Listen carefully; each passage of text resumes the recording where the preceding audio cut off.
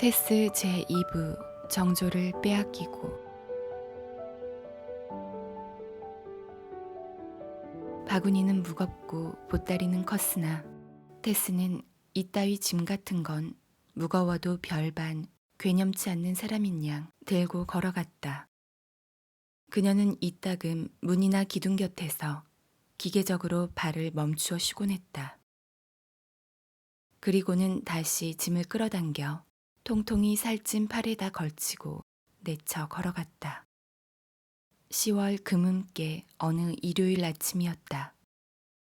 테스 더버필드가 트란트리지에 도착한 지도 넉 달 남짓이 지났고 오밤중에 말을 타고 꿰매 넘어가 체이즈 숲속으로 이끌려갔던 그날부터는 몇 주일이 지난 뒤였다. 날이 샌 지도 얼마 안 되었다. 등 뒤의 지평선을 노랗게 물들인 빛은 테스가 눈앞에 바라보는 산마루를 환하게 비춰주고 있었다. 이 산마루는 요즘까지도 테스가 다른 고장 사람으로서 지내온 골짜기의 담장을 이룬 것으로 그가 태어난 곳으로 가려면 기어이 넘어서야 할 산마루였다. 이쪽에서 올라가는 길은 차차 높아졌고 사방의 풍토도 블레이크 모어 분지의 그것과는 딴판이었다. 철도가 굽이굽이 돌아 통해 있으므로 사물이 융합되게 마련이면서도 두 고장 사람들의 성품이나 말투는 사소하나마 서로 다른 점이 있었다. 그래서 트란트리지에 머물렀던 곳에서 불과 10마일밖에 안 떨어져 있는 테스의 고향 마을은 아득히 먼 고장인 양 생각되었다. 저편에 갇혀 있는 농사꾼들은 북쪽과 서쪽하고 장사 거래도 하고 그쪽으로 여행도 하고 또 그쪽 사람들과 약혼도 결혼도 하고 머릿속 생각까지도 그쪽으로 돌리곤 했으나 이편 사람들은 그들의 정력과 주의를 주로 동쪽과 남쪽으로 기울였다. 이 고개는 6월 어느 날 더버빌이 테스를 태운 채 앞뒤를 가리지 않고 마구 마차를 몰아댔던 바로 그 내리막길이었다. 테스는 쉬지도 않고 나머지 치바지기를 올라갔다. 고개 맨 꼭대기에 다다르자 저 멀리로 때마침 거의 안개에 뒤덮인 낯익은 초록빛 세계가 아득히 바라다 보였다. 여기서 바라보는 경치는 언제나처럼 아름다웠다. 그리고 오늘따라 테스의 눈에는 유달리 아름다웠다. 왜냐하면 테스는 요전에 이곳 풍경을 마지막으로 본 뒤로 아름다운 새들이 지저귀는 곳에도 독사가 도사리고 있다는 것을 배웠고 바로 이런 교훈으로 하여 그녀의 인생관이 아주 달라졌기 때문이었다. 집에서 지내던 때의 순결한 처녀와는 아주 딴판인 여인의 몸으로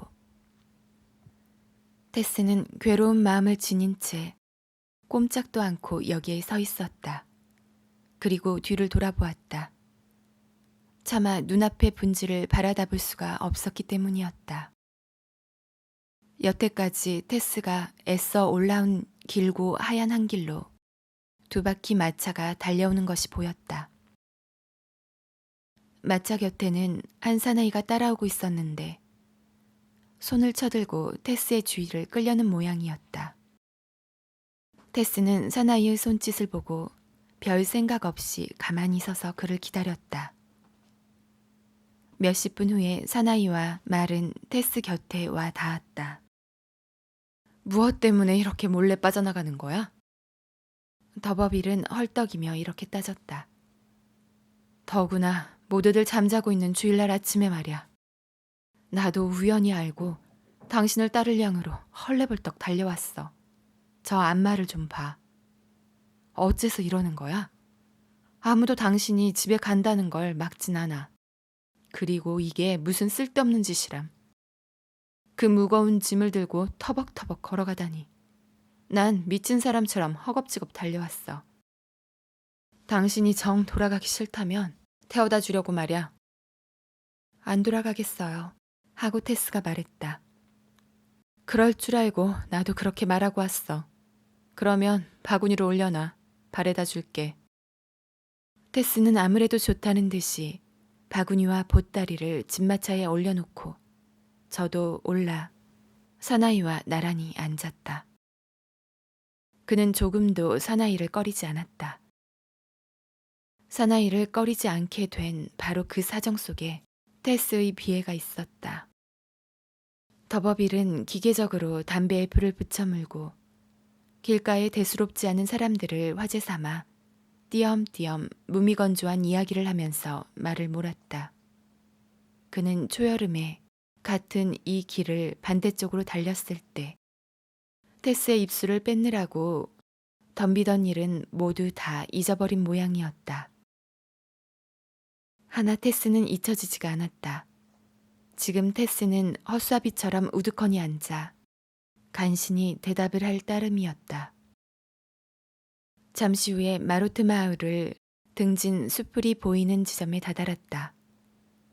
그제야 비로소 테스의 무표정한 얼굴 위에 한 가닥 감정이 서리며 눈물이 한 방울 두 방울 흐르기 시작했다. 울긴 왜 울어? 사나이가 냉정하게 물었다.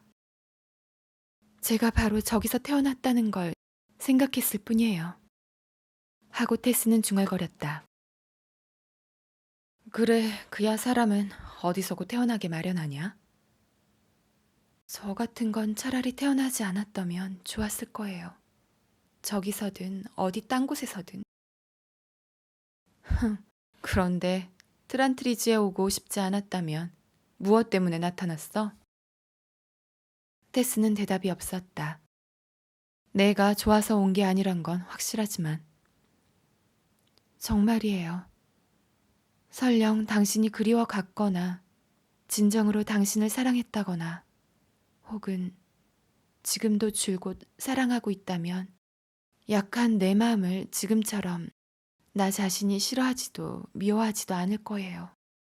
내 두 눈이 잠깐 동안 당신 때문에 어두워졌을 뿐이지요. 사나이는 두 어깨를 움츠려 보였다.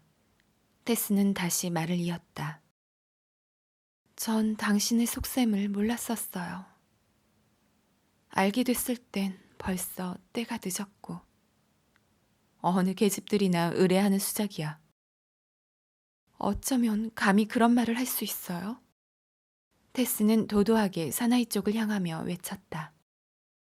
두 눈은 그 속에 숨었던 전기가 눈을 뜨자 이글이글 불타올랐다. 기가 막혀라. 당신 같은 사람은 차라리 마차 바깥으로나 내동댕이 쳤으면 좋겠어요. 당신은 이런 생각을 해본 적도 없을 거예요. 세상 계집들이 의뢰하는 수작을 정령코 뼈저리게 느끼는 계집도 있을는지 모른다는 걸. 잘 알았소. 사나이는 웃으며 말했다. 기분을 상하게 해서 미안하오. 내가 잘못했어, 정말이야. 그는 저기 비통한 표정을 지으며 말을 이었다. 하지만 그렇기로써니 항상 맞대고 면박까지 할 건 없잖냐 말이야. 난 마지막 한 푼까지 죄에다 갚아줄 생각이었어. 알겠어?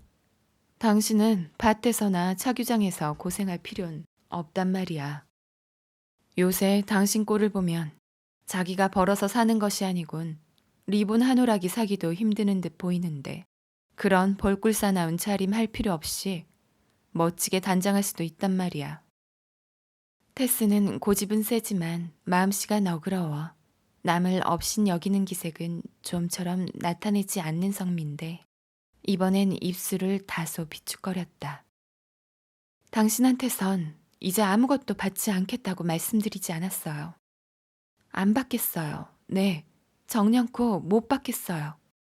그 짓을 계속한다면 난 당신의 수족밖엔 안 될 테니 그건 싫어요. 도도한 당신 꼴을 보면 남들은 당신이 틀림없는 더버빌 집안의 후손이라고들 볼 게고 어엿한 공주님이라고 생각할는지도 모를 거야. 하하. 한데 테스, 난 더 할 말이 없어. 나는 악한 사람인가 봐. 정말 악독한 놈인가 봐. 악인으로 태어났고 악인답게 살아왔으니 미상불 악인으로 죽어버릴 거야. 하지만 나는 정말로 다시는 당신한테 악한 짓은 안 하겠어. 테스. 그래, 무슨 사정이라도 생겨서. 알겠어. 조금이라도 궁색하거나 곤란을 당하게 되면 말이야. 나한테 한자 적어 보내줘. 그러면 당신에게 소용되는 걸 곧 보내줄 테니. 난 트란트리지에 없을는지도 모르겠어. 잠시 동안 런던으로 뜰 작정이야. 그 할머니가 못 살게 굴어서. 하지만 편지는 내가 가 있는 대로 보내줄 거야. 이때 테스는 더 이상 바래다 주는 것도 싫다고 말했다. 마차는 늘어선 나무들 아래 멈췄다. 더버빌은 마차에서 내려 두 팔로 테스의 몸을 안아 내려주고 이어 짐을 땅 위 테스 곁에 내려놓았다. 테스는 사나이의 눈을 잠깐 건너다보며 머리를 다소곳이 수그렸다. 그리고 짐을 집어들고 그 자리를 떠나려 했다. 알렉 더버빌은 여송연을 입에서 떼고 테스한테로 몸을 굽히며 말했다. 이봐, 설마 이렇게 섭섭히 헤어지려는 건 아니겠지? 자, 원하신다면 하고 테스는 담담히 대답했다. 당신 맘대로 하세요. 그때 테스는 몸을 돌이켜 사내 쪽으로 얼굴을 내밀고 사나이가 볼에다 키스를 하는 동안 대리석의 흉상처럼 가만히 서 있었다. 사나이는 반은 기계적으로 그러나 정열이 아주 사라지지는 않았다는 듯 입을 맞추었다. 테스는 사나이가 입 맞추는 동안 마치 사나이의 행동을 거의 의식 못하는 양 오솔길 저 먼 한 끝에 늘어선 나무들을 멍하니 바라보고 있었다. 옛정으로 이번엔 저쪽 화가 나서 미용사가 하라는 대로 하는 사람처럼 테스가 아까 모양으로 순순히 얼굴을 돌리자 사나이는 다른 쪽 볼에다 입을 맞추었다.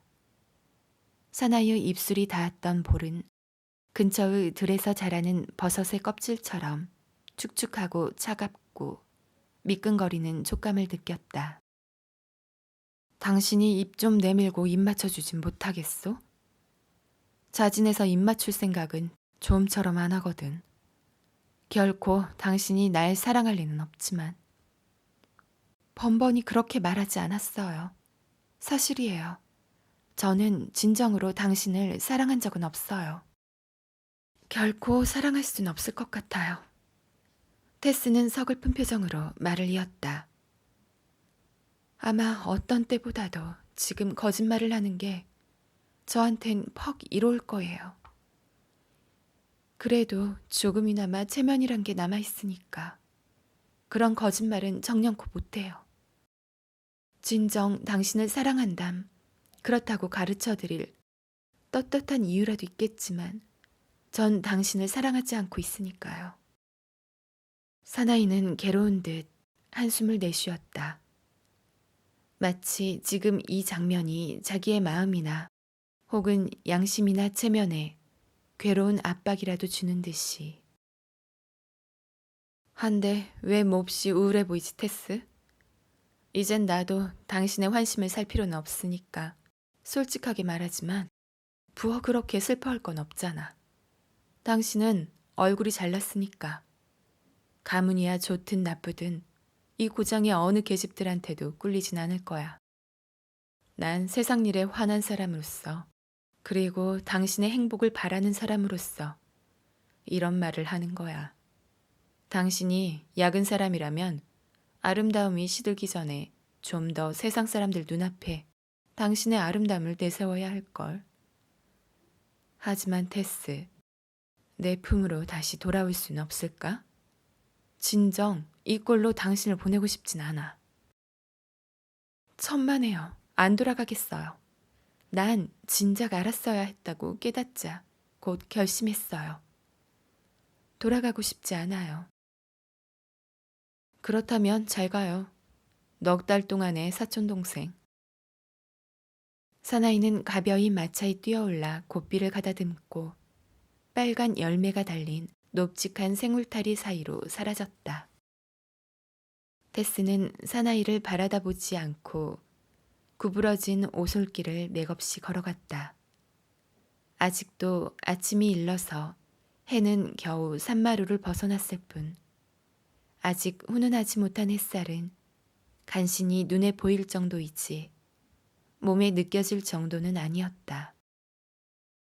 근처에는 사람의 그림자 하나 찾아볼 수 없었다. 고작해야 서글픈 시월하고 그보다 더 한층 서러운 테스 자신만이 이 오솔길을 헤매는 두 개의 생명인 양 생각되었다. 하나 테스가 얼마쯤 걸어가자 뒤에서 사나이의 발자국 소리가 들려왔다.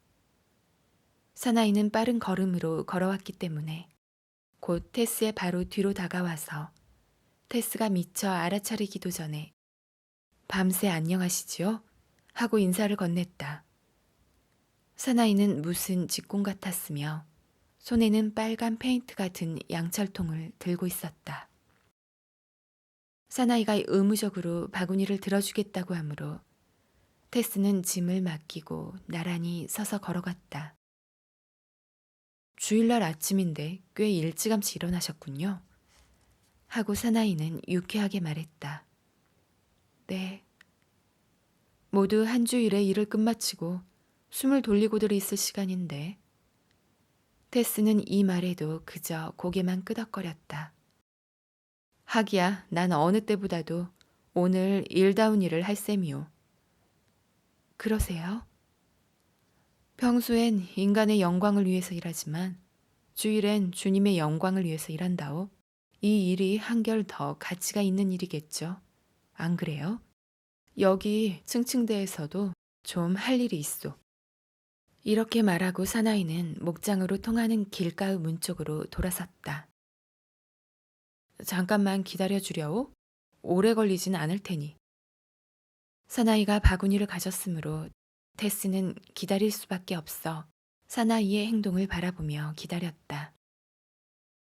사나이는 바구니와 양철통을 아래쪽에다 놓고 통 속에 꽂혔던 붓으로 페인트를 휘저어 섞어가지고 석장으로 된 층층대 가운데 널판 대기에다 큼직하게 네모진 글자를 쓰기 시작했다. 그리고 읽는 사람들에게 여유를 주어서 그 뜻이 머릿속에 잘 들어가게 하려는 듯이 글자 사이마다 점을 찍곤 했다. 저희 멸망은 자지 아니하느니라.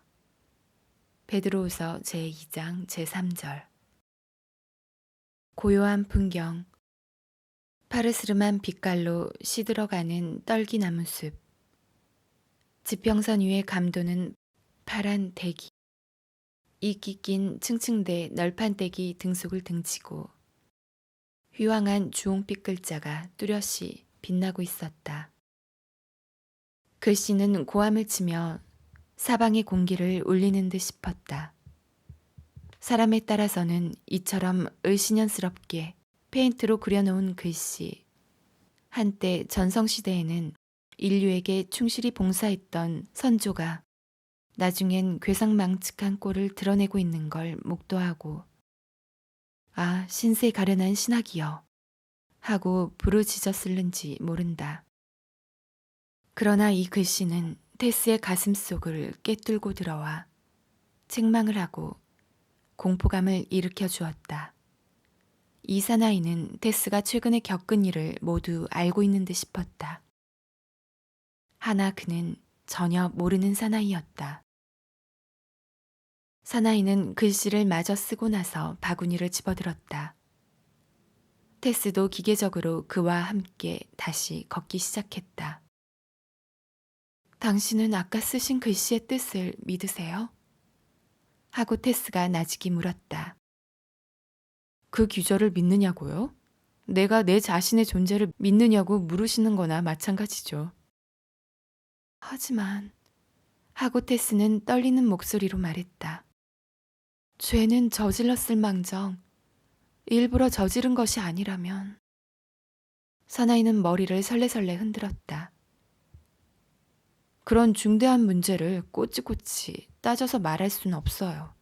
난 올 여름에 이 고을에서 수백 마일 길을 두루 돌아다니면서 사방에 있는 담장과 문과 층층대에다 이 글을 써놨어요. 한데 그 뜻을 어떻게 해석하느냐는 보는 사람들의 심중에 맡겨두시오. 끔찍스런 글씨예요. 사람의 마음을 짓눌러 죽여버리는 것 같아요. 그 뜻이 바로 그런 거라오. 사나이는 장사치 같은 높은 목소리로 대답했다. 한데 아가씨는 제일 지독한 놈을 읽어보셔야 할걸. 그건 빈민굴이나 항구 바닥에다 쓰려고 남겨둔 건데 보기만 해도 온몸이 뒤틀릴걸. 그렇다고 그게 시골 바닥에 맞지 않는 거라는 건 아니지만 저기 공연히 썩고 있는 헛간 옆에 걸맞는 빈 벽이 있군. 거기다 한자 써놔야겠는데? 이번 건 당신같이 위험스런 묘명의 여인들이 주목할 만한 거라오. 그럼 기다리겠소, 아가씨? 싫어요. 하고 테스는 바구니를 들고 잠깐 뚜벅뚜벅 걸어가다가 뒤를 돌아다 보았다. 낡은 잿빛 담벼락은 일찍이 맡아본 적이 없는 의무를 지니고 괴로워하는 양 괴상하고도 낯선 표정으로 먼저 번이나 비슷한 열화와 같은 글씨를 드러내기 시작했다. 사나이가 절반쯤 써놓은 글씨를 보고 무슨 귀절이 될 것인가를 이내 짐작하자 테스는 갑자기 얼굴이 화끈 달았다. 너희는 간음하지 말라. 출애굽기 제20장. 쾌활한 길동무는 테스가 뒤돌아보는 걸 알고 붓을 멈추며 외쳤다. 만약에 이런 중요한 문제에 관해서 가르침을 받고 싶거들랑 당신이 지금 찾아가는 마을에서 오늘 자선 설교를 하게 된 아주 독실하고 어진 분이 계시니 잘 됐소. 성함은 에민스터의 클레어라고 하죠. 난 지금 그분의 신도는 아니지만 어쨌든 좋은 분이죠. 내가 아는 어느 목사보다도 훌륭하게 설교를 한답니다. 내가 이런 일을 하게 된 것도 실은 그분 때문이라오. 하나 테스는 무어라 대답하지 않았다. 그녀는 가슴이 설레어서 땅바닥만 내려다보며 다시 걷기 시작했다. 설마 하나님이 그런 말씀을 하셨으려고. 테스는 상기됐던 얼굴이 식어지자 경멸이나 하듯 중얼거렸다. 테스는 아버지의 집 굴뚝에서 갑자기 한 줄기의 가느다란 연기가 떠오르는 걸 보자 가슴이 미어지는 것 같았다. 집안에 들어서서 목도한 광경은 더 한층 가슴을 아프게 했다. 2층에서 막 내려온 어머니는 조반 물을 끓이느라 주전자 밑에다 껍질 벗긴 떡갈나무 가지를 집히던 난로 쪽에서 테스를 돌아다 보았다. 동생들은 아직 2층에서 자고들 있었다. 아버지도 일요일 아침이라 여느 때보다 반 시간쯤은 늦잠을 자도 괜찮으려니 하고 아직 기침을 안 했다. 아니, 테스가 아니냐? 깜짝 놀란 어머니는 벌떡 일어나서 테스한테 키스를 했다. 그동안 어떻게 지냈니? 코앞에까지 온 것도 못 봤구나. 그래, 결혼하려고 돌아왔니? 아니에요. 그 때문에 돌아온 게 아니에요, 어머니. 그럼 쉬러 온 거냐? 네, 쉬러요. 올해 좀 쉬려고요. 뭐, 너의 사촌은 그 좋은 일을 안 해주려더냐? 그이는 제 사촌도 아무것도 아니에요. 저하고 결혼할 생각도 없어요. 어머니는 테스를 찬찬히 들여다보았다. 자, 어서 자초지종 얘기나 해다오. 테스는 얼굴을 어머니 목에 기대며 그동안 있었던 일을 얘기했다. 그러고서도 너하고 결혼하자고 못했단 말이냐? 어머니는 되풀이해서 말했다. 그런 일이 있었다면 어느 계집애라도 결혼했을 게다. 넌 몰라도. 아마 누구나 그랬을 거예요. 하지만 전 못했어요. 그 일만 성공해놓고 내가 돌아왔던들 굉장한 얘기거리가 됐을걸. 하고 더버필드의 마누라는 분해서 금시라도 눈물이 터져나올 듯이 말했다. 너하고 그에 관한 소문이 얘까지 자자하게 퍼졌다가 이 꼴로 끝장이 나다니 이럴 줄은 몰랐구나. 어째서 그저 제 생각만 하고 집안 식구들을 위해서도 좀 이로운 일을 해볼 생각은 못했을까.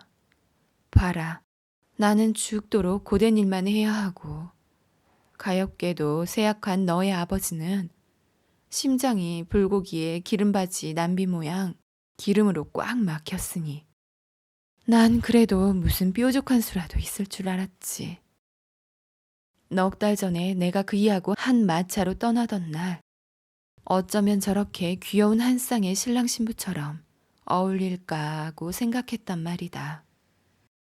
그이가 우리들한테 보내준 것들을 보려무나 모두가 우리 지방과 일가에서 보내준 줄로 우선 생각했는데 그렇지 않으면 내가 마음에 들어서 그랬을 거고 그런데도 결혼을 하도록 그 일이 소나기에 못 넣었다니. 알렉 더버빌한테 나하고 결혼할 생각을 갖게 하라니 그 사나이가 나하고 결혼을 한다고? 결혼에 대해서 사나이는 단 한마디도 말한 적이 없었다. 만약에 사나이가 정작 그런 말을 했더라면 또 어땠을까? 체면을 세울 양으로 알렉이 몹시 조바심하며 결혼을 하자고 서두를 때 자기는 무엇라고 대답했을는지 테스도 모를 노릇이었다. 그런데 가엾게도 미련한 어머니는 사나이에 대한 현재의 테스의 심정을 거의 몰랐다. 그것은 아마 지금 사정 같아서는 걷잡을 수 없고 어색하고 형용할 수 없는 그런 심정일 것이다. 어쨌든 이것은 사실이었다.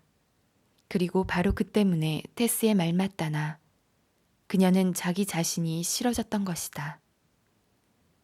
테스는 사나이를 진정으로 사랑한 적도 없었고 지금도 티끌만큼도 사랑하지는 않았다. 그녀는 사나이가 무서웠고 그 앞에 서면 겁을 먹었다. 자기의 이 약점을 기회로 교묘히 덤벼드는 사나이의 수단에 테스는 그냥 꺾이고 말았던 것이다. 그리고 사나이의 정성스러운 태도에 잠깐 눈이 어두워지고 마음이 흔들려 정신을 잃고 급기야 그의 소나기에 넘어갔던 것이다. 그러나 갑자기 사나이를 경멸하고 증오하며 그의 품속에서 빠져나왔던 것이다. 그저 그뿐이었다. 사나이를 아주 미워하는 건 아니었다. 하나 테스의 눈에는 사나이가 초계와 같은 존재였다. 테스는 자기의 이름을 더럽히지 않기 위해서 사나이와 결혼할 생각은 조금도 없었다. 그이의 아내가 될 마음이 없었다면 몸가짐을 좀 조심했어야 하지 않았니? 아이, 어머니도 참. 괴로움을 이기지 못한 테스는 심장이라도 찢어질 듯이 흥분해서 어머니 쪽으로 돌아서며 외쳤다. 제가 그런 걸 알 턱이 있어요. 넉 달 전에 이 집을 떠났을 땐 전 철없는 어린애였어요. 세상 사내들이 무섭다는 걸 왜 안 가르쳐 주셨어요? 왜 조심하라고 일러주지 않았어요? 양반집 딸들은 소설이라도 읽어서 사내들의 그런 흉계를 짐작하니까 자기 몸도 지킬 줄 알지만 전 그렇게 해서 알 기회도 없었고 또 어머니도 일러준 일이 없었잖아요. 어머니는 풀이 죽었다. 그이가 널 좋아해서 그 결과가 어떻게 되리라는 걸 너한테 이야기해주면 내가 우쭐해서 모처럼의 행운을 놓칠까봐 그랬지 뭐냐. 그녀는 앞치마로 눈물을 닦으며 중얼거렸다. 이왕 저지른 일이니 별 수 있니. 단념해야지. 결국은 이것도 팔자요. 하나님의 뜻인가 보다. 테스 더버필드가 엉터리 일갓집에서 돌아왔다는 소문은 널리 퍼졌다. 이날 낮에 그전 학교 친구들이며 소꿉친구들인 마로트 마을의 처녀 서넛은 자기들로선 엄두도 못 낼 승리를 거둔 사람을 찾아온 방문객답게 알뜰히 풀을 먹여 달인 나들이 옷을 차려입고 처자들 와서 방 안에 둘러앉아 적지 않은 호기심으로 테스를 바라다보고들 있었다. 왜 그런고 하면 테스를 사랑한다는 작자가 소위 테스의 사돈 팔촌뻘인 더버빌이란 자, 아주 시골뜨기는 아닌 양반인데다 계집개나 울릴 줄 아는 어처구니 없는 남봉꾼이란 소문이 트란트리지 변두리 너머까지 퍼지기 시작한 때문에 남들이 위태롭다고 생각했던 테스의 지위가 안정된 경우라면 도저히 가질 수 없을 보다 많은 매력을 지니고 있었기 때문이다. 처녀들은 어찌나 호기심에 가득 찼던지 테스가 뒤로 몸을 돌이키기만 해도 어린 패들은 소곤거렸다. 참 예쁘지? 저 멋진 우도스는 어쩜 저렇게 잘 어울릴까? 굉장히 비쌀걸? 그이가 준 선물일 거야. 테스는 구석 찬장에서 찻그릇을 꺼내려던 참이어서 친구들이 소곤거리는 말을 듣지를 못했다. 만일 테스가 들었더라면 친구들의 오해를 이내 풀어주었을 것이다. 하나 어머니에게는 그 말이 들렸다. 존의 소박한 허영심은 호화로운 결혼의 희망을 잃자 이번엔 멋지게 사랑을 속삭이는 장면을 머릿속에 그리고 실컷 만족해 보려고 했다. 설사 이와 같이 사소한 속된 승리가 딸의 명예를 더럽힌다 하더라도 어머니로선 대체로 만족스러웠다. 딴에는 이런 승리가 결혼으로 끝장을 맺을 가망이 전혀 없는 것도 아니라고 생각했기 때문이다. 그래 처녀들의 찬사에 따뜻이 보답하려고 차나 들고 가라고 권했다. 처녀들이 짓거리며 호호대는 웃음소리와 유쾌로운 풍자와 더욱이 이따금씩 풍기는 선망은 테스의 마음까지도 기운을 북돋아 주었다. 그리고 저녁 무렵에 가까워서는 처녀들의 흥분 속에 휩쓸려 제법 명랑해졌다. 대리석처럼 딱딱했던 얼굴도 부드러워지고 걸음걸이도 어딘지 모르게 예전처럼 활기가 있어 청춘의 아름다움을 온몸에서 마음껏 풍기고 있었다. 테스는 이따금 마음이 꺼림칙하면서도 사나이한테 사랑을 받은 자기의 경험이 사실은 다소 부러워할 만도 하다는 걸 인정이라도 하는 듯이 우월감을 가지고 처녀들의 물음에 대답하곤 했다. 그러나 테스가 로버트 사우드의 말 맞다나 흘러간 옛날을 못내 그리워한다는 건 어림도 없는 일이었으니 그런 환영도 번개처럼 사라지고 차가운 이성이 되살아나 문득 고개를 쳐든 자기의 약한 마음을 비웃는 것이었다. 한순간 우쭐했음을 깨닫자 소름이 끼치고 죄를 지은 듯 싶어 테스는 다시금 침울한 듯이 침묵을 지켰다. 이튿날 아침 테스의 낙심은 이루 형용하기 어려웠다. 일요일이 지나고 월요일이 되었다. 이젠 나들이 옷도 벗어버렸다. 웃고 짓거리던 친구들도 가버리고 없었다. 테스는 예나 다름없이 자기 침대에서 외로이 눈을 떴다. 아무것도 모르는 동생들은 곁에서 새근새근 자고 있었다. 귀향이 빚어낸 호기심이 사라지자 앞으로 도움도 동정도 없이 더듬어 가야 할 기나긴 돌바닥길이 눈앞에 훤히 떠올랐다. 그 순간의 심정은 무덤 속에라도 숨어버리고 싶으리만큼 따분했다. 서너 주일이 지난 어느 일요일 아침, 비로소 테스는 교회당에 나갈 만한 기운을 겨우 차리게 되었다. 테스는 성가나 옛 시편에 귀를 기울이거나 아침 찬송가를 같이 부르는 걸 좋아했다. 민요를 즐겨 부르는 어머니의 내력으로 노래를 좋아하므로 단순한 음악을 들어도 때로는 가슴 속에서 심장이 뛰쳐나갈 듯한 흥분을 느끼는 것이었다.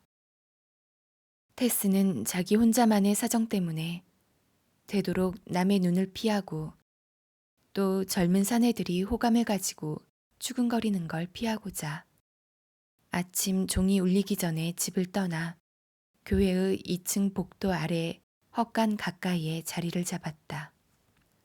거기는 고작 노인들만이 가 앉는 곳으로 묘지용 연장 속에 관대가 거꾸로 놓여 있었다. 마을 사람들은 두서너씩 들어와 테스 앞에 가지런히 앉아 기도를 울리는 것은 아니었고 다시 똑바로 앉아 좌우를 둘러보았다. 성가가 시작되자 우연히도 테스가 좋아하는 노래의 하나, 랭든이란 옛 이중창곡이 많은 가운데서 뽑히었다. 그 공명이 무엇인지 몰랐으나 몹시 알고 싶었다. 테스는 무어라 말로 표현하지는 않았지만 작곡가의 힘이 얼마나 위대하고 신통한가를 마음속으로 생각해봤다. 작곡가란 애초에 자기만이 느낄 수 있는 일련의 정서를 통해서 자기의 이름도 모르고 또 자기의 인품을 알 턱도 없는 테스 같은 여인을 캄캄한 무덤 속으로부터 이끌어낼 수 있기 때문이었다. 아까 좌우를 돌아보았던 신도들은 예배가 진행되는 동안에 다시금 주위를 둘러보다가 마침내 테스를 발견하고 서로 소곤거렸다.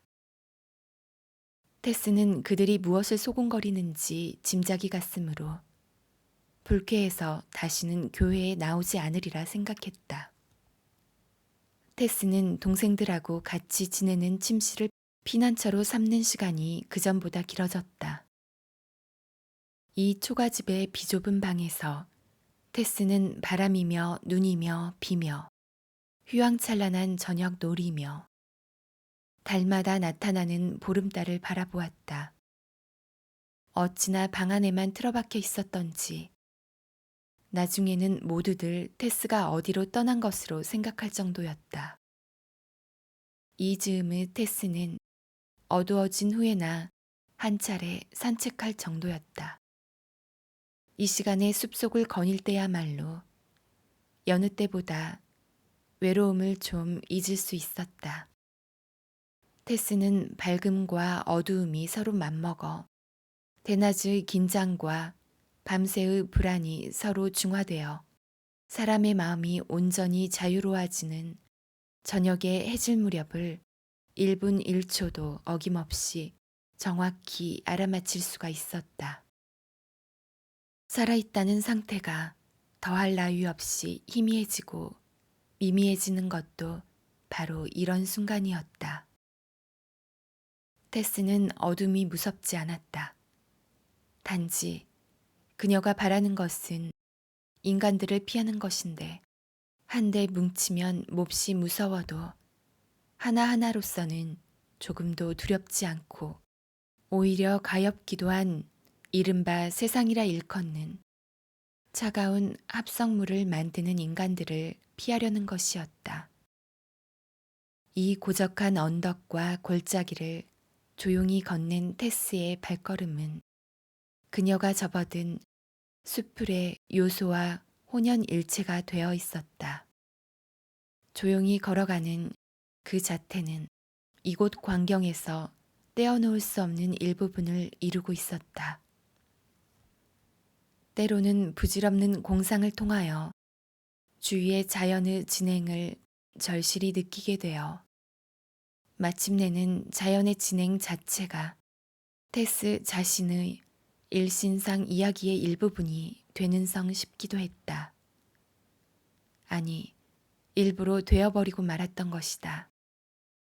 왜냐하면 이 세계란 것은 심리적 현상에 불과하며 보이는 그대로이기 때문이다. 겨울철 나뭇가지에 꽁꽁 얼어붙은 잎이며 껍질 사이를 휘몰아치는 오밤중의 바람은 쓰디쓴 책망의 상투화로 들렸다. 굳은 비 내리는 날은 테스가 어렸을 때 믿었던 하나님이라고 딱히 이름 지을 수도 없고 또 그와 다르다고 해석할 수도 없는 어떤 막역한 도덕적 존재가 마음속에서 테스의 연약함을 슬퍼하는 듯해서 비탄에 잠겼다. 그러나 낡아빠진 풍습에 근거하여 자기 자신이 제멋대로 만들어낸 이런 환경은 테스의 공상이 빚어낸 슬프고도 그릇된 창조물, 이를테면 그녀를 공연히 겁내게 하는 도덕이라는 요기의 무리들이었다. 현실의 세계와 조화가 안 되는 것은 테스가 아니라 바로 이런 것들이었다. 테스는 새들이 고요히 잠든 생울타리 사이를 거닐며 달빛이 교교한 양토장에서 뛰어노는 토끼를 눈여겨보며 혹은 꿩이 앉았던 나뭇가지 아래에 서서 자기 자신을 무구한 집을 더럽히는 죄 지은 자로 여겼다. 하나 테스는 늘 아무런 구별도 없는 곳에 일부러 구별을 짓곤 했다. 자기는 주위와 대립하고 있는 줄 알았지만 기실은 잘 조화가 되어 있었다. 테스는 만부득이해서 기성 사회의 율법을 깨뜨렸으나 자기가 자기 자신을 이분자라고 여기고 있는 지금 환경에서 통하는 율법을 깨뜨리지는 않았다. 안개가 자욱한 8월의 어느 새벽녘이었다. 밤새의 짙은 안개는 따스한 햇살을 받아 양털같이 산산이 흩어지고 움츠러들어 골짜기와 수풀로 몰려가서 흔적도 없이 거치기를 기다리고 있었다. 태양은 이 안개 때문에 이상하게도 감정이 서린 사람의 표정같이 보여 이를 적절히 표현할 수 있는 남성 대명사가 필요할성 싶었다. 이 순간의 태양의 표정은 사방에 인기척 하나 없는 사실과 더불어 옛날의 태양 숭배가 도시 무엇인가를 순식간에 설명해주는 듯했다. 설마 하니 하늘 아래 이보다 더 건전한 종교가 있었으랴 싶은 느낌이 들 정도였다. 이처럼 불빛을 뿜는 물체는 금발에다 명랑하고 상냥스레 빛나는 눈매를 가진 하나님 같은 존재로서 젊은이같이 왕성한 혈기에 차서 자기에 대한 흥미로 가득 찬 지상을 굽어보고 있었다.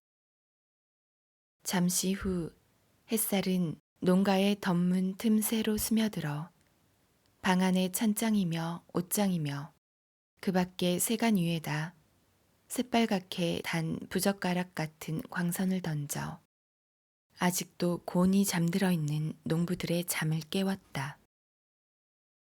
그러나 이날 아침 빨간 빛을 뿜는 것 중에서도 유달리 빛나고 있는 것은 마루트 마을에 가까운 황금빛 밀밭 한 귀퉁이에 서 있는 페인트 칠한 폭이 널따란 두 개의 완목이었다.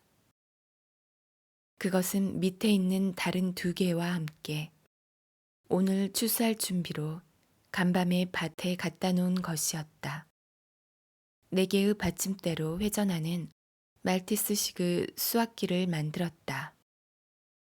햇빛을 받아 빛깔이 강렬해진 페인트는 흡사 불바다에라도 빠진 듯한 모습을 띠고 있었다. 밭은 벌써 열려 있었다. 다시 말하면 맨 먼저 말과 기계를 들여보내기 위해서 밭 둘레에 폭이 3, 4피트가량 되게 밀을 손으로 베어서 길을 만들어 놓았던 것이다. 바로 동편 생울타리 꼭대기의 그림자가 서편 생울타리 한복판에 비쳤을 때 남자들과 젊은 아이들로 된 한 패와 여자들의 한 패가 이 좁은 길을 내려오고 있었다. 그들의 머리에는 햇빛이 비치었으나 발밑은 아직 어두웠다.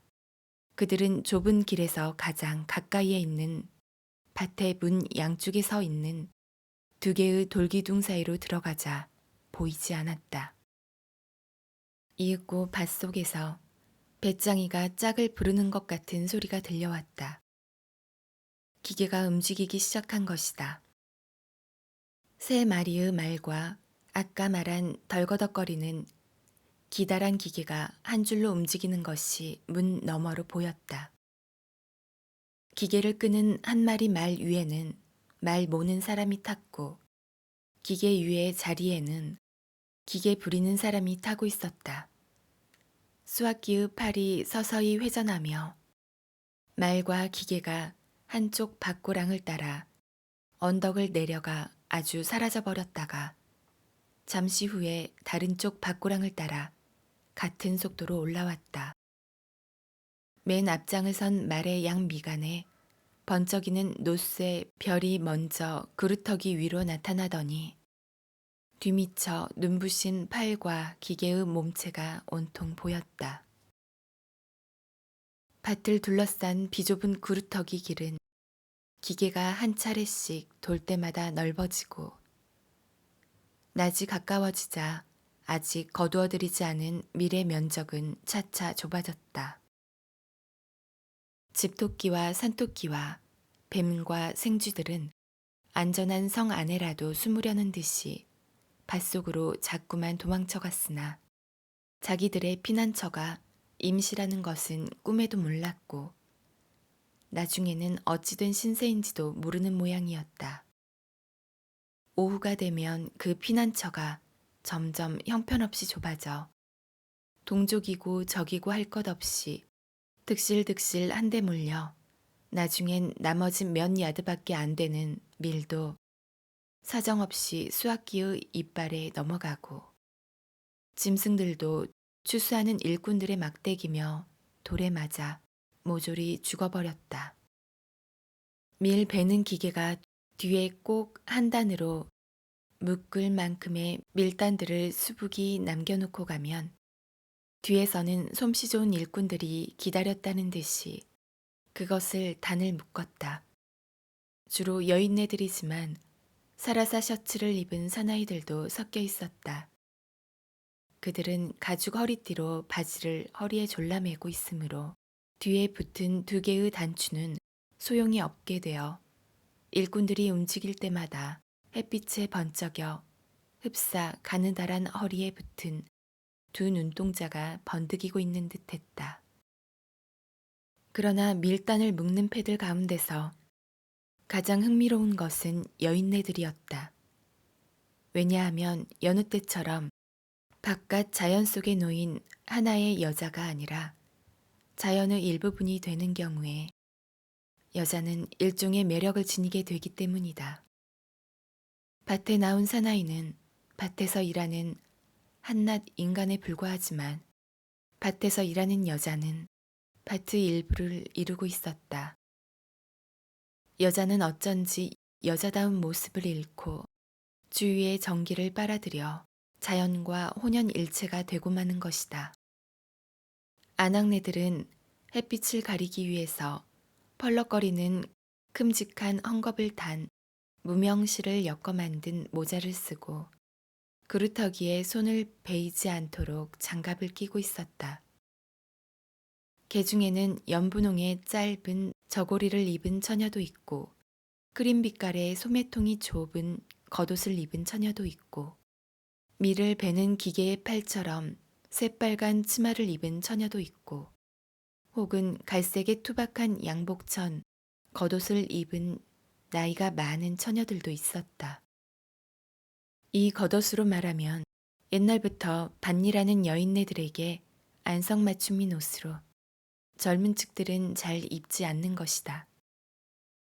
이날 아침에 사람들의 시선은 자연 유달리 몸매가 부드럽고 용모가 아리따운 연분홍 무명 저고리의 아가씨에게로 쏠렸다.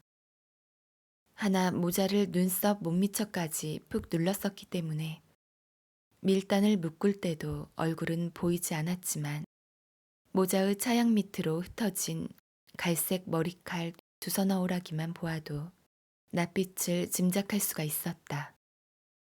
아마도 이따금씩 남의 주목을 끄는 것은 다른 여인네들이 사뭇 사방을 둘러보아도 그녀만은 남의 주의를 끌려하지 않았기 때문인지도 몰랐다. 그녀는 시체와도 같이 단조롭게 단을 묶기만 했다. 그녀는 막 베어놓은 단 속에서 한 줄의 이삭을 빼서 그 끝을 왼쪽 손바닥으로 툭툭 쳐 고르게 했다. 그리고는 나직이 허리를 굽히고 앞으로 나아가며 두 손으로 무릎에다 밀을 모으고 장갑 낀 손을 단 아래로 그리고 바른 손은 단 위로 돌려 애인을 껴안듯 밑단을 껴안고 새끼줄 양 끝을 한데 모아 단을 묶는 동안 단 위에 무릎을 꿇은 채 이따금씩 바람결에 날리는 치맛자락을 눌러주곤 했다. 누런 가죽 장갑과 겉옷 사이로 팔의 살갗이 삐죽이 엿보였다. 시간이 감에 따라 부드러운 살갗이 구루터기에 걸려 피가 나고 있었다. 그녀는 가끔 일어서서 숨을 돌리기도 하고 바람에 나풀거리는 앞치마를 바로 여미고 모자를 제대로 고쳐 쓰기도 했다. 그때면 우묵한 새까만 눈과 닿기만 하면 무엇이고 애원이라도 할 듯이 잡아당기려는 길게 늘어진 풍성한 머리채를 가진 어여쁜 젊은 여인의 달걀 모양의 얼굴이 보였다. 보통 시골 섹시와는 달리 두 볼은 파르스름하고 이는 고르게 났고 입술은 빨갰다. 이 여인이야말로 바로 어딘지 달라진 테스 더버필드, 일명 테스 더버빌의 모습이었다. 외모는 예전과 다름이 없어도 속은 달라진 테스였다. 이 고장이 그녀에게는 낯선 곳은 아니었으나 지금 형편으론 여기선 한낱 낯선 다른 고장 사람처럼 지내는 터였다. 테스는 오랫동안 집에 틀어박혀 있던 끝에 농사 짓는 고장에서 1년 12달 중 가장 바쁜 철이 다가와서 당분간은 집안에서 하는 어떤 일보다도 밭에 나가서 추수를 거두는 게 그중 벌이가 나았으므로 고향 마을에서 밭일을 하기로 마음먹었던 것이다. 다른 여인네들의 동작도 대충 테스와 매한가지였다. 제각기 한 단씩 묶어가지곤 카드리유를 추는 사람들 모양 모여들어 저마다 남이 세운 단에 기대어 자기 단을 세우면 10단이나 12단짜리 낯가리가 만들어졌다. 그들은 조반을 먹으러 갔다가 돌아와서도 여전히 일을 계속했다. 11시가 가까워질 무렵 테스를 눈여겨본 사람이면 그녀가 밑단 묶는 일소는 쉬지 않으면서도 이따금씩 언덕 마룻개를 유심히 바라보는 걸 보았을 것이다. 그리고 11시가 다 됐을 때 6살부터 14살 또래 애들의 한 패가 그루터기 투성이인 언덕의 높직한 곳에 나타났다. 테스의 얼굴은 적이 붉어졌으나 일손을 멈추지는 않았다. 나타난 애들 가운데서 가장 나이가 많은 계집애는 몸에 걸친 삼각형의 숄 한 끝을 그루터기 위에 질질 끌며 두 팔에는 얼핏 보기에 인형 같은 걸 안고 있었으나 알고 보면 길다란 옷을 입힌 갓난아기였다. 다른 한 아이는 점심을 가지고 왔다. 일꾼들도 일을 멈추고 가져온 점심을 꺼내어 낯가리에 기대들 앉았다. 이윽고 모두들 먹기 시작했다. 사나이들은 요요히 술병을 주거니 받거니 하며 술잔을 돌리기도 했다. 테스 더버필드는 맨 나중에 일손을 멈춘 편이었다. 그녀는 다른 사람들에게서 약간 얼굴을 돌린 채 낯가리 한기퉁이에 가 앉았다. 자리에 가 앉자 토끼털 모자를 쓰고 허리띠에다 빨간 손수건을 꽂은 사나이가 낯가리 너머로 테스한테 맥주잔을 내밀었으나 테스는 사양했다. 테스는 점심을 펼쳐놓자 큰 여동생을 불러 갓난아기를 받아주었다. 여동생은 귀찮은 아기를 내맡겨서 홀가분해진 것을 기뻐하며 이웃 낯가리로 가서 애들과 어울려 놀았다. 테스는 이상스럽게 남의 눈을 꺼리는 듯 하다가 버젓이, 그러나 역시 얼굴을 붉히며 저고리 단추를 풀고 아기에게 젖을 빨리기 시작했다. 가까이 앉았던 사나이들은 눈치를 채고 밭 저쪽 끝으로 시선을 돌리기도 하고 담배를 피우기 시작하는 사람도 있었고, 그리고 술이 모자라서 안타까운 듯 술 한 방울 없는 빈 술단지를 섭섭한 듯이 두들기고 있는 사나이도 있었다. 테스 이외의 여인들도 하나같이 흥겹게 서로 이야기를 나누기도 하고 흐트러진 머리칼을 다시 매만지기도 했다. 아기가 배불리 젖을 먹고 나자 나이 어린 어머니는 아기를 무릎 위에 고추 앉고 저 멀리를 물끄러미 바라보며 거의 싫다는 듯이 침울하고도 냉정한 표정으로 아기를 얼렀다. 그러나 돌연 귀여워 못 견디겠다는 듯이 몇십 번이고 갓난아기에게 입을 맞췄다. 아기는 애정과 경멸이 야릇하게 뒤섞인 이 미칠 듯한 애무에 으앙하고 울기 시작했다. 테스는 아기가 미워서인지 같이 죽어버렸으면 좋겠다고 말은 하지만 역시 귀여워 죽겠나 봐. 하고 빨간 치마를 입은 여자가 말문을 열었다. 저 섹시도 이제 그따위 소린 안 하게 될 거야. 누런 치마를 입은 여자가 말을 받았다. 참 신기한 노릇이야. 사람이란 그럭저럭 저런 일에 자연히 익숙해지게 마련이니 말이야. 웬만큼 추궁거려가지고 저렇게 되진 않을 거야. 작년에 체이지 숲속에서 오밤중에 흐느껴 우는 소리를 들은 사람이 있다던데. 그럴 때 동네 사람이라도 지나갔더라면 그 녀석 큰 코 다쳤을는지 모르지. 글쎄 추궁거린 것만이 아닌지 어떤지 잘 모르겠지만 하고 많은 사람 중에서 하필 테스가 그런 욕을 당하다니 정말 안 됐어. 한데 그놈의 일은 영락없이 예쁜 처녀들에게만 일어나거든. 못생긴 것은 교회당처럼 까딱없어. 어때 제니? 하며 이렇게 말한 여자는 그 중에 한 사람을 들여다보았는데 그녀는 정말 못생겼다고 할 만도 한 여자였다. 참말로 가엾은 일이었다. 꽃송이 같은 인매와 크고도 정다운 눈을 가진 테스가 지금 거기 앉아있는 형상을 본다면 비록 원수일망정 가엾게 여기지 않을 수 없을 것이다. 그 까맣지도 파랗지도 않고 잿빛도 자줏빛도 아닌 이를테면 위의 빛깔에다 그 밖에 무수한 빛깔을 뒤섞은 듯한 그 까만 눈자위를 들여다보면 누구나 엿볼 수 있는 빛깔, 즉 그림자 뒤에 또 그림자가 있고 한 빛깔 너머로 또 다른 빛깔이 어리는 그런 빛깔이 속을 헤아릴 수 없이 깊은 눈동자를 에워싸고 있는 바로 그러한 눈이었다.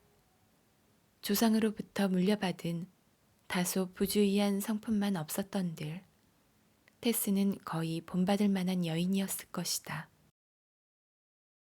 테스는 자기도 놀랄 만한 결심을 하고 몇 달 만에 2주일 처음으로 밭일을 하러 나서게 되었던 것이다.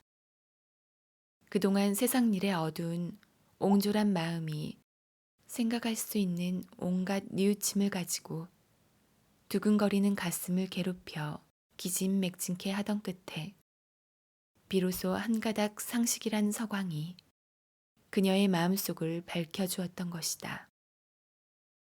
다시 한번 쓸모 있는 사람이 되는 게 좋으리라. 무슨 대가를 치르더라도 다시 한번 자립의 단맛을 보리라고 테스는 마음먹었다. 과거는 이미 지나간 일이다. 과거야 어쨌든 이젠 별 상관이 없다. 그 결과가 어떻게 되든 간에 때가 지나면 매장이 되리라. 몇 해만 지나면 아무 일도 없었던 듯이 감쪽같이 흔적도 안 보이리라. 그리고 자기 자신도 무덤 속에 묻혀 잊혀지고 말리라. 하나 그동안에도 산천 초목은 예전과 다름없이 푸르렀고 새들도 노래 불렀으며 해도 예나 지금이나 다름없이 맑게 비치고 있었다. 정든 사방의 자연은 테스가 슬프다고 해서 암담해지지도 않았고 테스가 괴롭다고 해서 병들지도 않았다. 테스는 그토록 자기의 머리를 깊이 수그리게 한 것이 한낱 환상에 불과하다고 깨달았을는지도 모른다. 테스는 자기 이외의 어느 누구와도 아무 상관없는 존재요. 정열이요. 감각기관이었다. 주위의 어느 누구에게도 테스는 잠깐 생각을 하게 하는 대상에 불과했다. 친한 친구들에게도 가끔 생각났다가 불현듯이 잊혀져 버리는 회상거리밖엔 안 되었다. 그녀가 아무리 밤과 낮을 가리지 않고 진종일 괴로워하더라도 남들은 저 여자는 사서고생이야 하고밖엔 생각지 않았다. 그리고 그녀가 애써 명랑해지고 근심 걱정을 잊고 햇빛이며 화초며 아기에게 정성을 붙인다 해도 기껏해야 저 여자는 기특하게도 잘 참아 하고 생각해 줄 따름이었다.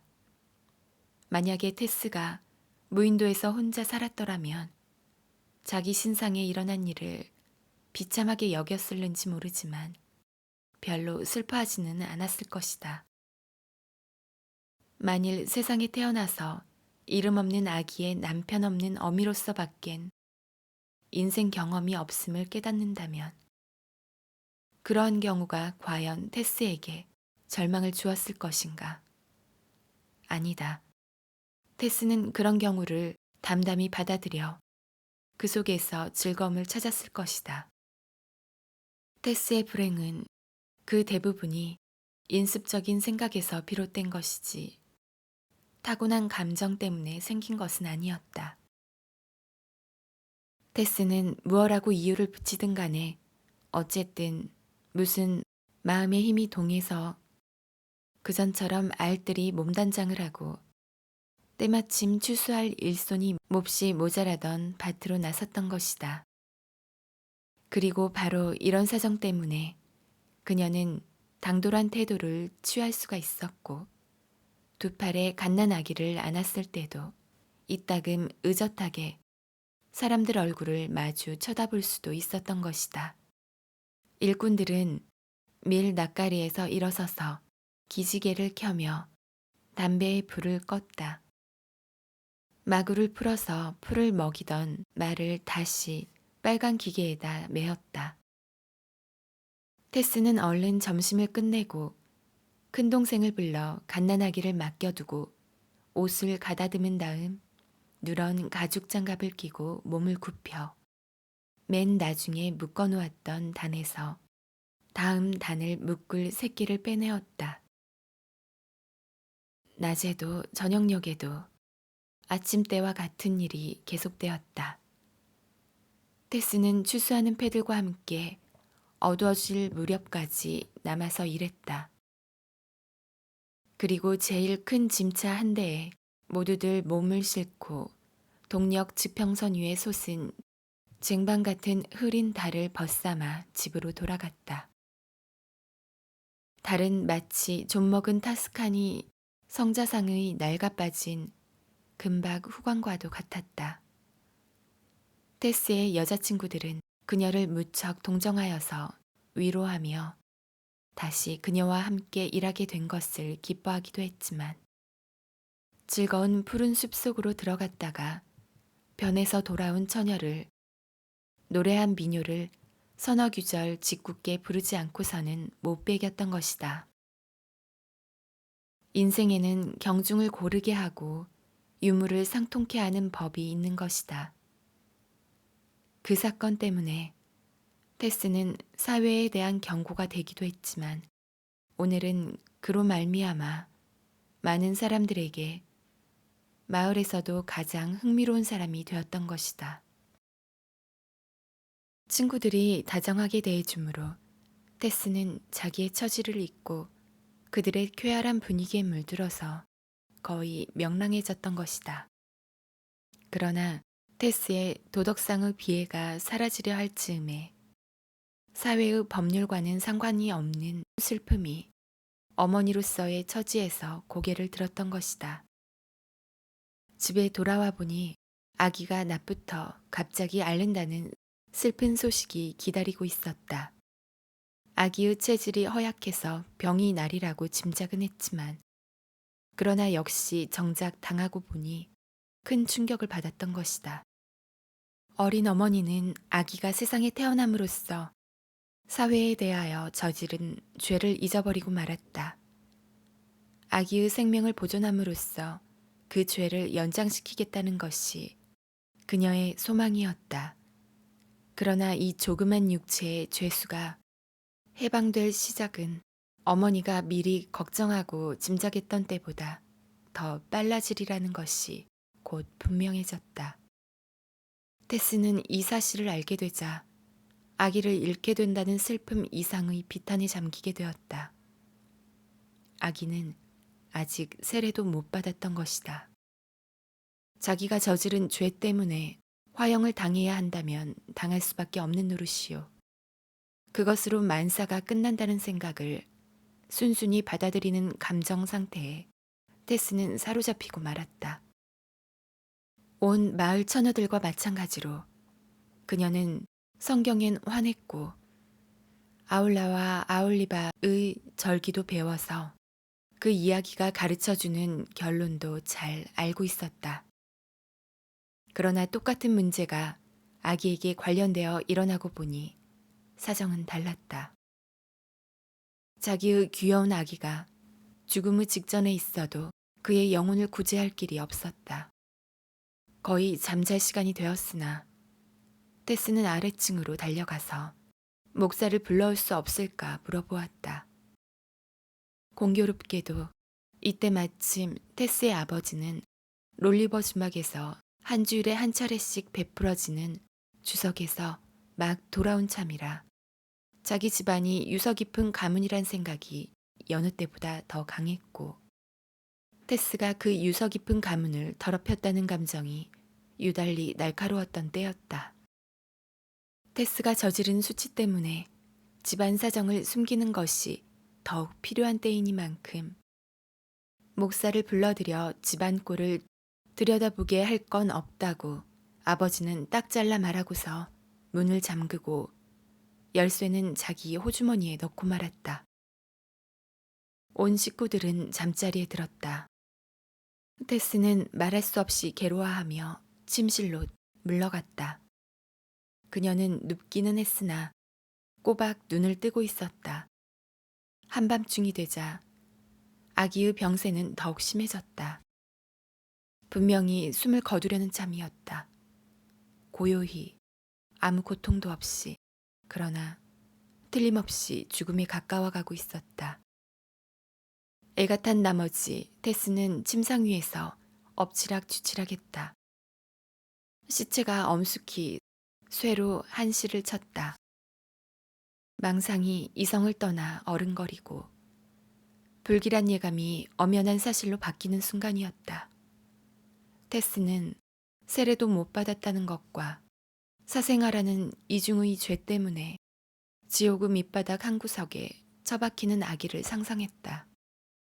그리고 마왕이 빵을 구울 때 화덕에서 쓰는 삼지창 같은 갈퀴로 아기를 내동댕이 치는 장면을 머리에 그려도 보았다. 그뿐이랴. 이런 장면에다 이 기독교의 나라에서 젊은이들에게 교훈 삼아 가르쳐주는 여러 가지 괴상망측한 고문까지도 덧붙여 상상해 보았다. 모두들 잠들어 죽은 듯이 고요한 집안에서 이 끔찍스런 장면이 테스의 상상력을 어찌나 심하게 자극했던지 잠옷은 식은땀으로 축축해졌고 침상은 심장의 고동으로 흔들릴 지경이었다. 아기의 숨결은 점점 더 가빠졌고 어머니의 마음도 더 한층 긴장되었다. 어린 것에 아무리 입을 맞춰도 소용이 없었다. 이젠 침상에 누워 있을 수도 없어 미칠 듯이 방안을 왔다 갔다 하였다. 자비로우신 하나님, 부디 불쌍히 여기소서. 이 가엾은 어린 것을 동정하소서. 하고 테스는 외쳤다. 저에겐 어떤 노여움을 주셔도 달게 받겠습니다만 어린 것만은 불쌍히 여기소서. 테스는 옷장에 기대어 한참 동안 두서없이 애원하듯 중얼거리다 벌떡 일어섰다. 옳지. 이 어린 것도 구원의 길이 있을 거야. 아마 결과는 마찬가지일 거야. 어찌나 신이 나서 이 말을 뇌까렸는지 테스의 얼굴은 주위의 어둠 속에서 빛이라도 뿜는 듯 싶었다. 테스는 촛불을 켜고 벽 아래 있는 둘째 번과 셋째 번 침대로 다가가서 한 방에서 자고 있는 어린 동생들을 깨웠다. 세면대를 끌어당겨 그 뒤로도 갈 수 있게 하고 주전자에서 물을 따라 놓고 그 둘레에 동생들을 삥 둘러 꿇어앉힌 다음 손가락을 바로 세워 합장을 하게 했다. 선잠이 깬 동생들은 테스의 거동에 겁을 먹고 눈을 휘둥그레 뜨고 그대로들 꼼짝도 않고 있는 동안 테스는 침상에서 아기가 낳은 아기를 침상에서 쳐들었다. 테스는 아기를 두 팔에 안고 세숫대야 곁에 우뚝 섰다. 바로 아래 여동생은 교회당에서 집사가 목사 앞에서 하듯이 테스 앞에 기도책을 펼쳐 내밀었다. 이리하여 아기의 세례 준비는 되었다.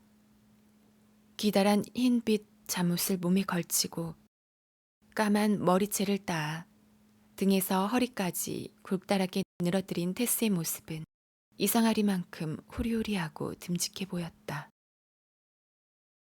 정답게 어렴풋이 비치는 갸냘픈 촛불은 햇빛이 있는 곳이라면 을에 눈에 띌 테스의 몸매와 용모를 보이지 않게 했다. 그리고 지극히 진지한 테스의 태도는 일찍이 타락의 원인이었던 용모를 일변시켜 순결하고 아름답게 보이게 할 뿐만 아니라 거의 여왕과도 같은 위엄을 띠게 했다. 어린 동생들은 무릎을 꿇고 둘러앉아 졸음이 와서 빨개진 눈을 깜빡거리며 수상하다는 듯이 준비가 끝나기를 기다렸다. 밤도 깊어서 고단한 시각이라 놀라움도 그다지 심각지는 않았다. 동생들 중에서 가장 감동한 아이가 드디어 말문을 열었다. 정말로 아기한테 세례를 줄 작정이야, 테스 누나? 어린 어머니는 정색을 하고 그렇다고 대답했다. 이름은 뭐라고 할 테야? 테스는 미처 이름 생각은 못했었다. 하나 세례의 의식을 진행하는 도중에 창세기 속의 한 대목에서 이름 하나가 머리에 떠올라 그것을 선언하였다. 소로의 아버지이신 하나님과 하나님의 아들인 그리스도와 성령의 이름으로 나는 그대에게 세례를 주노라. 테스는 물을 뿌렸다. 모두들 조용해졌다. 자, 다 같이 아멘이라고들 해요. 동생들은 조그만 목소리로 순순히 아멘 하고 합창했다. 테스는 다시 기도문을 외웠다. 우리는 이 아이를 받아 그 이마에 십자가의 표지를 그리노라. 여기서 테스는 대야에 손을 담가 손에 물을 묻혀 집게 손가락으로 아기 이마 위에다 큼직하게 성호를 힘차게 긋고는 이 아이가 죄악과 세상과 마귀와 씩씩하게 싸워서 죽을 때까지 하나님의 충성한 병사가 되고 종이 되겠다는 판에 박은 귀절을 계속 외웠다. 그리고 어김없이 주기도문을 외기 시작하자 동생들도 모기 소리만한 나직한 소리로 테스를 따라 머뭇거리며 중얼거리다가 끝에 이르러서는 집사 못지않게 목소리를 높여 주위의 정적을 깨뜨리고 입을 같이 하여 아멘 하고 큰 소리로 부르짖었다. 그러자 그들의 눈안은 이 성례의 효과에 대해서 자신감을 갖게 되자 마음속으로부터 우러나오는 감사의 기도를 올렸다. 진심에서 우러나올 적에 나오는 한 번 듣기만 하면 끝내 잊을 수 없는 파이프 오르간의 폐구음정 같은 목소리로 대담하게 승리에 도취한 듯이 기도를 올리는 것이었다. 신앙의 환희에 넘치자 테스는 하나님처럼 신성하게 보였다. 그리고 얼굴에는 밝은 빛이 감돌았고 두 볼은 붉은 빛으로 물들었다. 눈동자 속에 거꾸로 비친 조그만 촛불은 다이아몬드같이 반짝였다. 동생들은 더욱더 존경하는 눈초리로 테스의 얼굴을 눈여겨보았다. 이젠 무어라 물어보고 싶은 생각도 없었다. 이제는 그녀가 한갓 눈하루만은 안 보이고 거창하게 드높이 솟은 무서운 존재. 저희들과는 아무런 공통점도 없는 거룩한 존재로 보였던 것이다. 가엾게도 죄악과 세상과 마귀에 대한 수로의 싸움은 별반 눈부시지도 못할 숙명이었다. 하나, 그가 태어난 사정을 생각한다면 본인을 위해서는 천만 다행이었을는지도 몰랐다. 창문이 희끄무레 밝아오는 새벽녘에 이 하나님의 종인 연약한 병사는 마지막 숨을 거두었다. 동생들도 잠을 깨서 애처롭게 울며 누나한테 예쁜 아기를 하나만 더 낳아달라고 졸라대는 것이었다. 세례를 줄 때부터 아기가 숨을 거둘 때까지 테스는 한결같이 침착했다. 사실 낮이 되니까 아기의 영혼에 대한 근심 걱정이 다소 지나쳤던 것 같기도 했다. 충분한 이유가 있든 없든 테스는 이젠 조금도 마음이 불안하지 않았다. 왜냐하면 비록 하나님은 세례의 흉내를 인정 안 할지언정 자기로서는 제 자신과 아기를 위해서 의식을 제대로 갖추지 못했다고 해서 가지 못할 천국이라면 별로 소중히 여길 것이 없다고 생각했기 때문이다. 이리하여 달갑지 않았던 소로의 함부로 이 세상에 뛰어든 자, 사회의 법도 모른 염치 없는 자연이 보내준 사생아는 세상을 떠나고 말았다. 이 몸둘 곳 없는 아기는 불과 며칠이, 즉 영원한 때인 줄 알고 또 해라든가 색이라든지 이러한 것이 도대체 있는지도 모르고 오막살이 집안이 즉 우주요. 한 주일 동안의 일기가 즉 기후요. 갓난아기 시절이 곧 전 인생이요. 젖을 빠는 본능이 곧 인간의 슬기라고 밖엔 아무것도 몰랐다. 자기가 베푼 세례를 두고 한참 이리저리 생각하던 끝에 테스는 교리상으로 보아 그 세례가 아기를 기독교인답게 매장할 효력을 충분히 주는 것인지 잠옷 의아스럽게 생각됐다. 이 문제를 해명해 줄 사람은 마을 목사밖엔 없었다. 그 목사는 갓 부임해온 몹시 과묵한 유인이었다. 테스는 해진 뒤에 목사 집을 찾아갔다. 대문간에 이르러서도 좀처럼 문 안으로 들어설 용기가 나질 않았다. 테스가 돌아섰을 때 집으로 돌아오는 목사와 우연히 부딪히지 않았던들 면회를 단념해버렸을는지도 몰랐다. 어둠 속이어서 테스는 마음 놓고 사정 이야기를 했다. 좀 여쭐 말씀이 있어요, 목사님. 목사가 쾌히 들어주마고 하므로 테스는 아기가 병들었던 이야기며 급해서 임시 변통으로 자기가 세례를 주었다는 이야기들을 했다. 그래서 목사님 하고 테스는 진심으로 덧붙여 말했다. 말씀 좀 해주세요. 그 애한테 제가 세례를 한 것이 목사님이 하신 거나 마찬가지로 효과가 있는 것인지요. 응당 자기가 부탁받아서 했어야 할 일을 신도들이 혼자서 마음대로 치렀다는 걸 생각하자 자연 직업 근성이 고개를 들어 아니라고 하고 싶었다.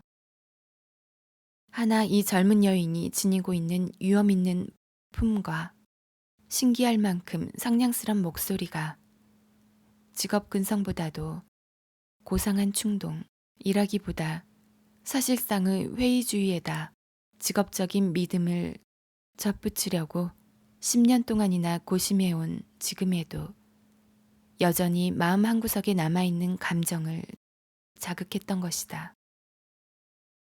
목사의 심중에서 인간과 성직자의 본성이 서로 다투었으나 결국 인간이 승리를 거두었다. 섹시, 그건 매한가지일 깁니다. 그러면 그 애를 기독교식으로 묻어줄 수 있으실까요? 하고 테스는 이내 물어보았다. 목사는 난처한 기색이었다. 그는 어린 아기가 병이 났다는 얘기를 듣고 해가 진 뒤에 성의를 베풀어 테스의 집을 찾아갔지만 문 안에 발을 들이지 못하게 한 것이 테스가 아니고 그녀의 아버지였다는 것을 전혀 몰랐었다. 그래서 제멋대로 의식을 행하고 기독교식 장례를 치러달라는 테스의 청을 목사는 들어줄 수도 없었고 또 들어주려고도 하지 않았다. 아, 그건 별 문제입니다. 하고 목사는 대답했다. 별 문제라고요? 어째서요? 테스는 다소 흥분해서 물었다. 글쎄요. 우리 두 사람만의 문제라면 기꺼이 청을 들어드리겠지만 안 되겠습니다. 사정이 있어서. 꼭 한 번만 부탁하겠어요, 목사님. 정말 못합니다. 목사님, 하고 테스는 목사의 손목을 붙잡았다. 목사는 고개를 좌우로 저으며 손을 뺐다. 그럼 전 목사님을 싫어하겠어요. 하고 테스는 부르짖었다. 이제부터 목사님 교회엔 다신 안 나갈 테예요. 그런 속절없는 소리를 하면 못 써요. 목사님이 안 해주시더라도 그 아이에겐 마찬가지겠지요? 네? 매한가지지요? 제발 성자가 죄인에게 하듯이 말씀하시지 말고 목사님 자신이 가엾은 저한테 말하는 것이라 생각하시고 말씀해 주세요. 목사가 이런 문제에 관해서 평소에 가졌던 엄격한 개념과 이때의 대답을 어떻게 타협했는지는 속세 사람들이 아랑곳할 바 아니나 그렇게 타협을 한 목사를 용서한다는 건 속세 사람들도 할 수 있는 일이었다. 여하튼 목사는 감동해서 이번에도 이렇게 대답했다. 똑같을 겁니다. 이리하여 이날 밤 갓난아기의 시체는 조그만 송판 상자에 넣어진 다음 낡아 빠진 여자의 쇼를 덮어 묘지로 옮겨져 묘지기에게 돈 1실링과 맥주 한 파인트를 주고 하나님이 쪼개주신 초라한 한 귀퉁이 땅속에 묻혔다. 여기에는 하나님의 뜻인지 쐐기풀이 마구 자라있고 그 속에 세례도 못 받고 죽은 아기들이며 이름난 술꾼들이며 자살한 사람들이며 그 밖에 지옥행이 뻔한 자들이 묻혀 있었다. 그러나 테스는 주위 환경은 못마땅했으나 용기를 내어 가는 나무 2개비와 한 오라기의 실로 조그만 십자가를 만들어 거기다 꽃을 묶어가지고 어느 날 저녁 남몰래 묘지로 들어가 아기 무덤 꼭대기에다 꽂고 같은 꽃으로 만든 꽃다발을 시들지 않게 물을 넣은 작은 병에 꽂아 무덤 밑에 놓았다. 지나가는 사람의 눈길이 이 병 겉에 붙인 키르웰 회사 특제 마멀레이드란 상표를 보았던들 무슨 상관이 있었으랴. 죽은 아기를 애석해 하는 어미의 눈에는 보다 더 높은 천국을 우러러보기 때문인지 이런 글씨는 보이지도 않았다.